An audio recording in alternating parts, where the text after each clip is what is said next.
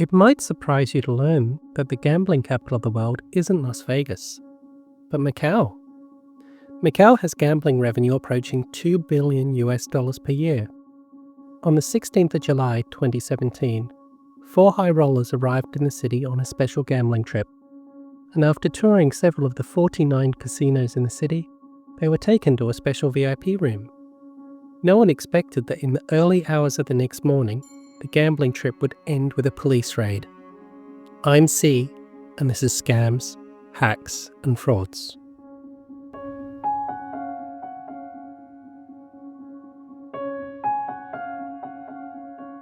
Gambling and organised crime go hand in hand, from the fantasies of James Bond's villains to the reality of the mob history of Vegas, and Macau is no different. You'll find everything from fake beggars asking for money for the bus to fake investment scams. But a fake casino, that's something we only see in cinemas, right? But one criminal gang, 15 men and 4 women, managed to do just that. They would call potential gamblers and encourage them to visit Macau, just as real casinos try to attract high rollers. Once they arrived, they'd be met by the gang, set up with hotel rooms, and given a tour of some of the city's 49 casinos, ending the night in a special VIP-only room. Within the room, players would find high-stakes staples like baccarat, made famous of course in Casino Royale. They'd also find over 70 million Hong Kong dollars in chips, dealers, security guards, and managers working to care for every apparent whim of gamblers. A metal detector at the door added to the illusion. But the shuffles were faked, the drinks were spiked, and the games rigged from the start. The room was just a hotel room, rented by the gang and dressed up to be a VIP room. And this scam just didn't happen once or twice. This gang was in circulation for 2 years. And the scam would have continued had not one of the previous victims been told by his friends that the room in question was not a VIP room.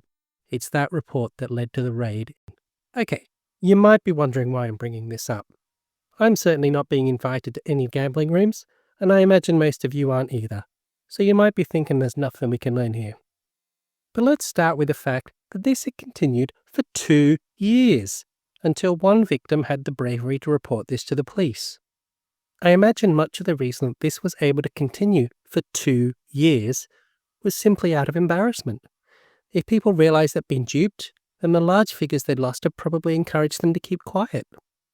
Sharing stories is, I think, the single best thing that we can do to help people from becoming victims in the first place. And that includes reporting it to the police. So please, no matter how embarrassing it might be, please make sure you're talking to the police, and ideally anyone else who'll listen. Bringing this story back into the world of the rest of us, we're all at risk of potential impersonation scams. One common example is phone calls from your bank, and these can be quite sophisticated.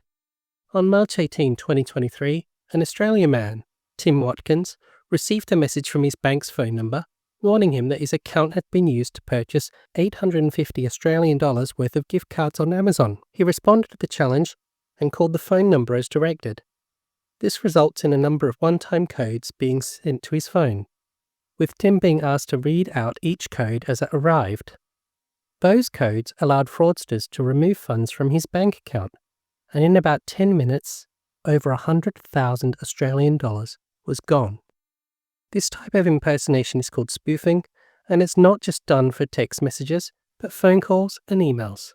Scammers have been known to monitor email addresses of people buying homes, slipping in an email from lawyers or brokers claiming payments now need to be made to a new account, intercepting payments and destroying dreams. When you receive any sort of unexpected contact, it's essential to verify that you're talking to who you think you are. Call your bank or whoever seems to be calling you on a known good phone number. If you've received a request for payment by email, don't just pay it.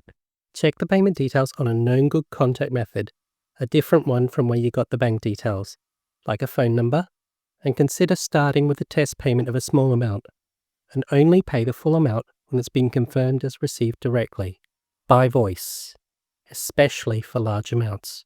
This isn't just good for scams, but it's also good for those of us with thick fingers. I've been C, and this has been Scams, Hacks and Frauds. If you've liked the show or found it useful, please share it with everyone you can.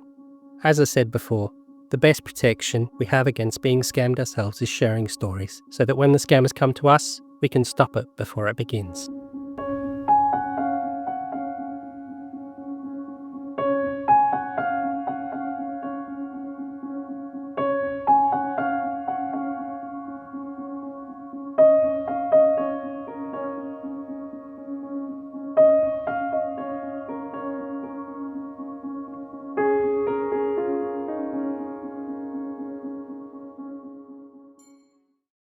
This podcast is available for reuse under the Creative Commons with Attributions Share-alike license. The music is not included in this license. For more information on the Creative Commons license, please visit creativecommons.org.